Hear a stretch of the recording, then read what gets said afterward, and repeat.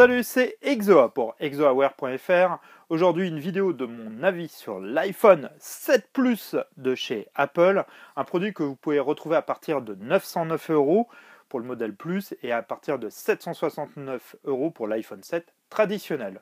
Vous pouvez le retrouver directement sur le store d'Apple ou chez votre opérateur ou tous les magasins et sites spécialisés. Alors pourquoi je ne vous fais pas un test tout simplement de cet iPhone? Parce qu'il y a peu d'intérêt, il y a eu des milliers de tests sur Internet, que ce soit sur YouTube ou sur des sites traditionnels ou les blogs et compagnie. Donc il y a peu d'intérêt, si vous voulez vraiment voir un site de test, vous pouvez le revoir sur nombreux sites spécialisés. Moi, je préfère vous laisser mon avis. Ça fait plusieurs semaines que j'ai reçu mon iPhone 7 Plus. Il est en remplacement de mon iPhone 6. J'ai pris un 7 Plus noir 2G. Je me suis dit, le nouveau coloris, ça va claquer. C'est le cas. Et c'est un modèle 128 Go. Donc, on va faire un peu le tour de ce que j'ai trouvé positif, de ce que j'ai trouvé négatif. Voilà, la bonne franquette, comme si on discutait de savoir si c'était intéressant ou pas d'acheter ce nouvel iPhone 7 Plus. Donc on va commencer un peu par le tour du propriétaire. Donc on a le nouveau coloris noir 2G qui est vraiment superbe. Il n'y a rien à redire là-dessus. Il est sublime comme ça. Bon bah par contre les traces de doigts, c'est la fiesta. Je l'ai nettoyé plusieurs fois, mais bon ça se salit assez facilement. On est quasi obligé de mettre une coque. J'en ai acheté une en silicone de chez Apple pour le protéger. Parce que je pense que même les clés, les choses comme ça va s'abîmer assez facilement.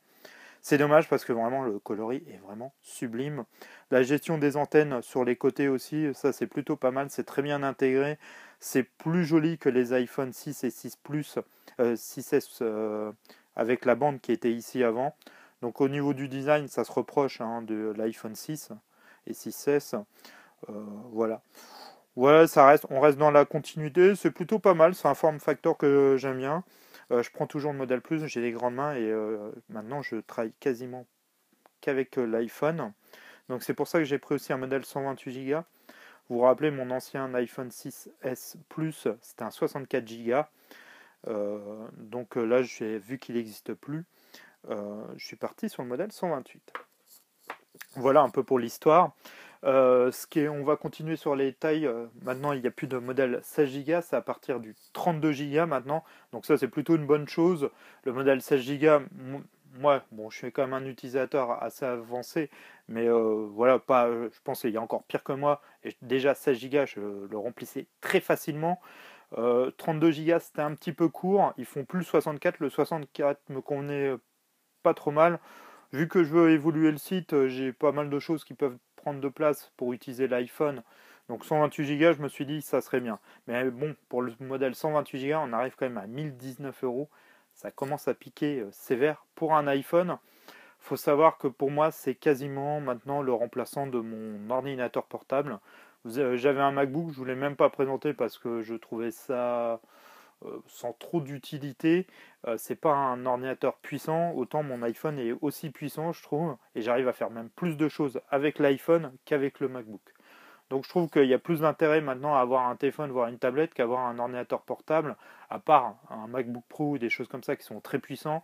Un iPhone pour faire de l'internet, répondre. Il faut savoir que quand vous m'envoyez des questions sur Facebook, sur Twitter, sur YouTube ou même sur le blog, eh ben, il faut savoir que la plupart du temps, je vous réponds avec l'iPhone directement. Parce que je l'ai sur moi, quand j'ai un temps, je vous réponds à ce moment-là. Et ça fait très bien le boulot. Je suis même en train de voir pour faire certaines prises de vidéo avec le nouveau capteur photo. On va en discuter après. Faire vidéo de test et les monter directement dans l'iPhone. Parce qu'on peut faire vraiment des choses maintenant presque comme sur un ordinateur traditionnel. Donc ça, c'est plutôt des bonnes choses. C'est grâce aussi au nouveau processeur A10 qui est vraiment ultra performant. Bon, j'ai pas fait de bench ou de choses comme ça. Alors ça, c'est un petit défaut. Je sais pas pourquoi il me met toujours en position horizontale. Mais vous voyez, c'est fluide, il n'y a aucun souci. Bon, voilà, on est sur aussi iOS 10. Donc ils ont optimisé. Ça a toujours été optimisé pour leur téléphone. Ça, c'est le savoir-faire de chez Apple. On gère le matériel et la partie logicielle. Bon, ça nous fait un truc qui marche bien et il n'y a pas de souci. Pour revenir au capteur photo. Donc j'ai pris aussi un 7 Plus parce que j'aime la taille de l'écran, je trouve qu'il est plus grand, mais c'était surtout aussi le double capteur photo qu'ils ont sorti. Donc on a un grand angle et un téléobjectif avec deux capteurs de 12 millions de pixels qui sont quasiment les mêmes que celui-là du 6S Plus pour le grand angle. Et là j'ai été un peu déçu parce que le téléobjectif, bon, ça va vous permettre de zoomer, mais pour le moment, si ça manque de lumière ou de choses comme ça, si vous voyez, on met son doigt sur le capteur, donc là, il y a assez de lumière parce que je suis avec différents spots vidéo, il n'y a pas de problème, mais quand il n'y a pas de lumière, bah, c'est un zoom optique. C'est un zoom numérique, et ça, je trouve ça un petit peu dommage. On voit que le capteur, c'est pas encore maîtrisé. Il manque les fonctions, normalement, pour faire des portraits, des choses comme ça, on peut flouter l'arrière. Bon, bah, c'est pas encore disponible. Non, je veux pas de toi, Siri. Je trouve ça un petit peu dommage d'acheter un téléphone à sa sortie, le payer quand même 1000 euros et pas avoir encore toutes les fonctions sur l'appareil photo. Il y a une nouvelle technologie, une double capteur, je trouvais ça vraiment génial sur le papier. Je me suis dit, je vais pouvoir même faire, comme je vous disais, peut-être commencer à filmer certains tests directement avec l'iPhone, faire le montage dessus pour que vous ayez plus de contenu plus rapidement. Et je me suis dit, ça peut être un bon moyen. Et pour le moment, c'est pas encore le cas. Ça manque encore un peu de pêche.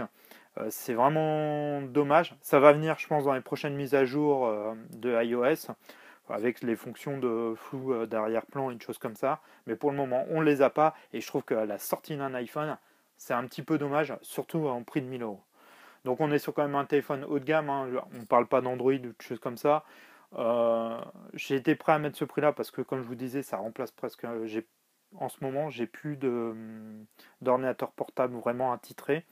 Donc, j'utilise l'iMac pour faire le montage et tout ça. Et pour la gestion en dehors, j'utilise tout simplement l'iPhone ou un iPad. Donc, et ça, pour le moment, ça a l'air de me convenir. J'arrive à faire à peu près quasiment tout ce que je veux pour le site. Voilà un peu, vous voyez, mon avis sur le capteur photo. Ça, j'étais vraiment un petit peu déçu. Une autre chose par contre que j'ai trouvé plutôt pas mal, c'est pour la gestion de vidéo. Maintenant on a le son qui sort donc de le haut-parleur qui est là, mais aussi de là, le son stéréo. Il est vraiment de meilleure qualité. Alors pour des droits d'auteur, je peux pas vous mettre de musique ou de vidéo, mais bon, il n'y a pas de. Franchement, le son est meilleur de qualité, puis en vidéo ça servira à rien, vous ne verrez pas la différence. Mais qu'on ait un son stéréo quand on regarde une vidéo comme ceci, c'est vraiment pas mal. Ça, c'est plutôt une bonne chose. Au niveau du son, bon, alors il y a eu la grande tragédie de la prise jack qui est manquante. Hein. Donc on n'a plus de prise jack. Ne percez pas ici, il n'y en a pas. Hein. Ils n'ont pas l'ont pas caché ou quoi que ce soit. Donc la prise jack, moi, ça me fait ni chaud ni froid. La plupart du temps, j'utilise un casque qui est Bluetooth. Donc je l'utilisais déjà avant avec mon iPhone 6S Plus. Je l'utilise maintenant sur celui-ci, j'ai pas de problème. Donc un casque Bluetooth me connaît parfaitement. J'ai des AirPods mais que j'utilise sur un iPod ou des choses comme ça. Donc oui, là j'ai une prise jack. Au pire vous avez l'adaptateur. Ouais, moi ça me dérange pas plus que ça pour le moment. Ouais, j'ai pas. Alors vous voyez j'ai pas utilisé, mais vous avez l'adaptateur qui est ici. J'ai pas essayé. Vous voyez même les Lightning, les AirPods Lightning. Je les ai pas utilisés non plus parce que c'est pas des choses que j'utilise et vraiment ouais voilà, si j'ai un casque à fil je prendrai l'adaptateur qui est fourni. Moi c'est vraiment pas quelque chose qui me dérange plus que ça. J'ai pas de j'utilise un casque Bluetooth donc j'ai pas besoin de fil. Je trouve ça même plutôt une bonne chose. Ça nous fait un fil en moins.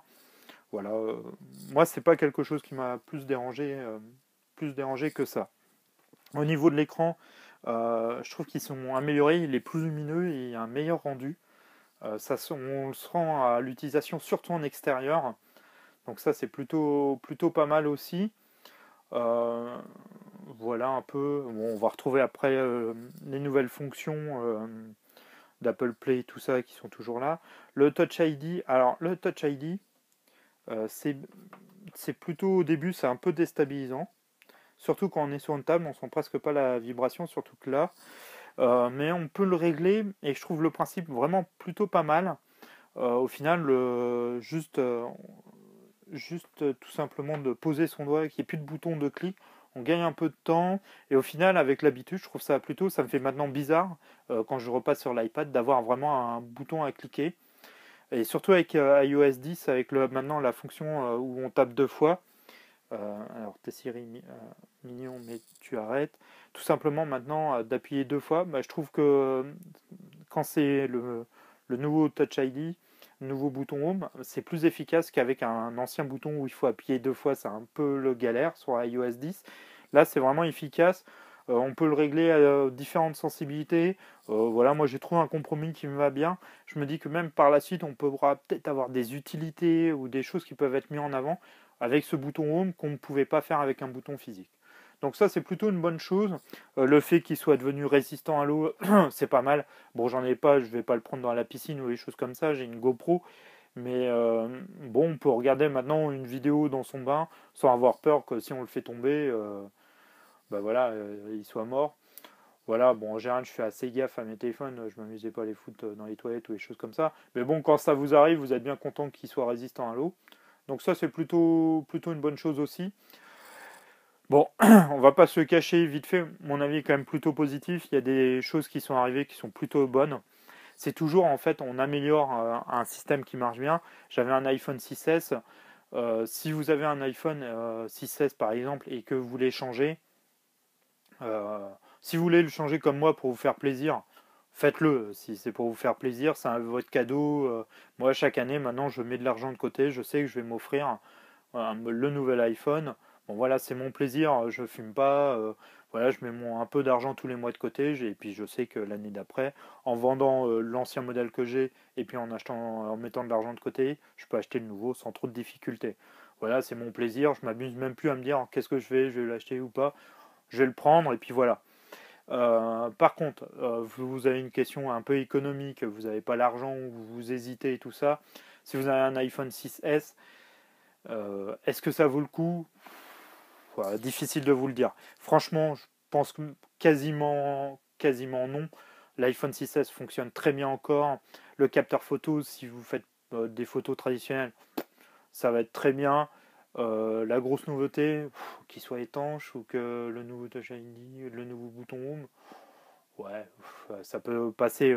Attendez plutôt le 7S Plus ou le 8 qui peuvent arriver.